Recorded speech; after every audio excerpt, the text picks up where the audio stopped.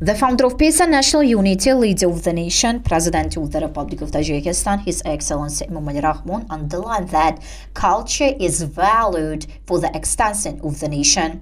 Therefore, preserving and paying tribute to folk traditions, customs, and good traditions of our ancestors is a priority for every citizen of the country, and in this process, clothing is also an important part of the culture of every nation.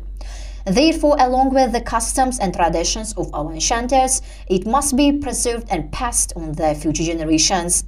Tajiks are a happy people who, despite all the oppressions they have suffered from history of thousands of years, have not lost their language, customs, and national traditions. Tajik women today wear satin, lace, and flower shreds on their original form and in new and comfortable styles, which makes the beauty of women and girls even more beautiful and charming. Today we brought those things made by the hands of our women from Kushonion, and today, thanks to our founder of Peace and National Unity, leader of the nation, President of the country, His Excellency Emomali Rahmon, Chakan has once again gained such great significance for our culture.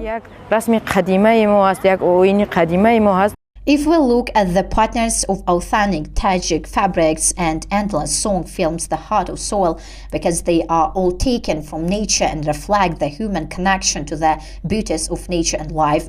If the atlas and adras reflect the rainbow and the vibrant rays of the sun, and the waterfall and the waves of the running river, then the Chakan mostly features circle patterns with sun and moon likely embroidery, each of which has its own unique meaning. Each of the ladies who participated in the organized event had high skills in embroidery and painting, embroidery and gold embroidery also, and weaving, and etc. And these authentic crafts are being continued from generation to generation.